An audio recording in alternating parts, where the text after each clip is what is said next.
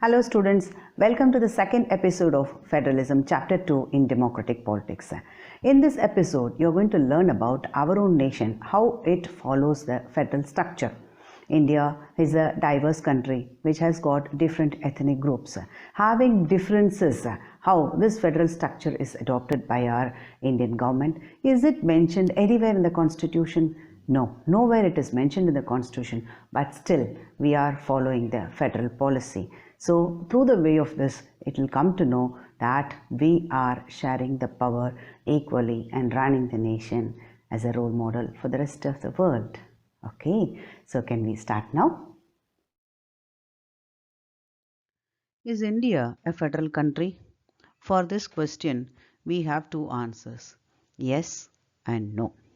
Why yes and why no? To begin with, no.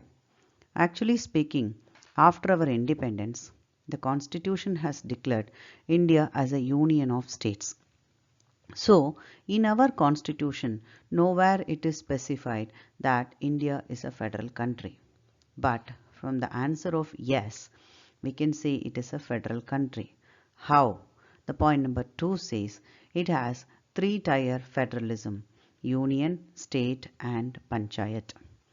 Point number 3 says threefold distribution of legislative powers under union list, state list and concurrent list. Even though in our constitution that we have not mentioned it's a federal nation, but we follow the federal policy of subdividing the powers into central government, state government and sharing the power state as well as central. Point number 4. All states in the Indian Union do not have identical powers. Example, Union Territories. Union Territories are the areas which was under the control of other European powers and they were liberated after our independence. So, these Union Territories are now under the control of President rule. Point number 5. Changes in power sharing has to be passed by two-thirds majority in the parliament. In case if any power sharing changes we wanted to do it, that has to be consulted only with the consent of the parliament. Point number 6. In case of any dispute regarding divisions of power, the apex court will take decision. So here court plays an important role because Indian judiciary is highly independent. So in case of any dispute in the power sharing between central government, state government or any other local government, apex court will take the decision. So now we got the answer for the above mentioned question, what has made India a federal country?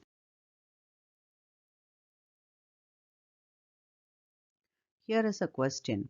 Describe the threefold distribution of legislative powers between the union government and state government. According to the federal structure in India, the power is distributed into central government and state government. Here we have three lists, union list, state list and concurrent list. What do you mean union list? Here union list gives the meaning.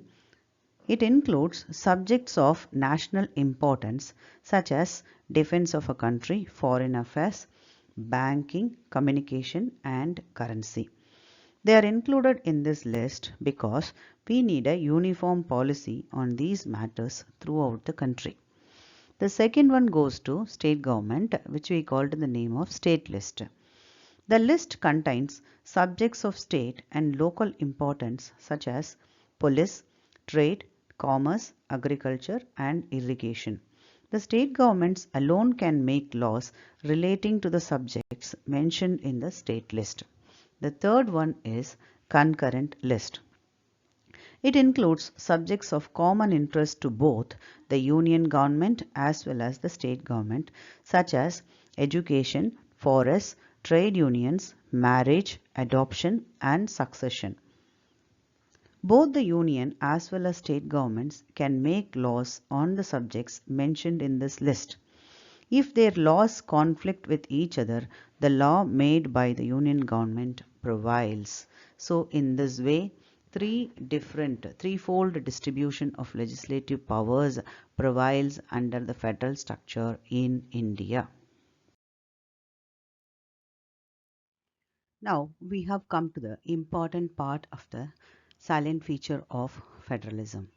In this part, what is the role of our Indian Constitution and the role of judiciary? According to the federal structure, Constitution plays an important role as well as the judiciary also plays an important role. In India, how the Constitution functions under federal structure. According to this, Indian Constitution cannot be changed as per the convenience of Parliament. That is, Parliament cannot do any changes in the Constitution. Point number 2. Constitutional corrections, if they wanted to do any kind of correction, it has to be consulted in the Parliament and minimum 2/3 of the majority from both the houses they have to get it. Then only they are getting the permission to change the correction in Constitution. Third point, after getting the consent from the Parliament, it has to be forwarded to the states. So at least 50% of the states in India has to be permitted or they have to get the consent. Later on only they can do the constitutional corrections. So in this way, constitutional changes can be done only with the consent of Parliament and the state legislatures. This is one of a special feature of federalism which is followed in our nation. Next, we are moving into the judiciary. Indian judiciary is an independent judiciary. According to that, in case of any dispute arises between a state government and a central government, either High Court or Supreme Court will interfere. Another one is central government and state government can impose taxes based on their requirements, based on the availability of their resources and their responsibilities. They can impose the taxes. So in this way, power sharing arrangements are very clearly followed according to the federal policy in the side of constitution as well as judiciary in India.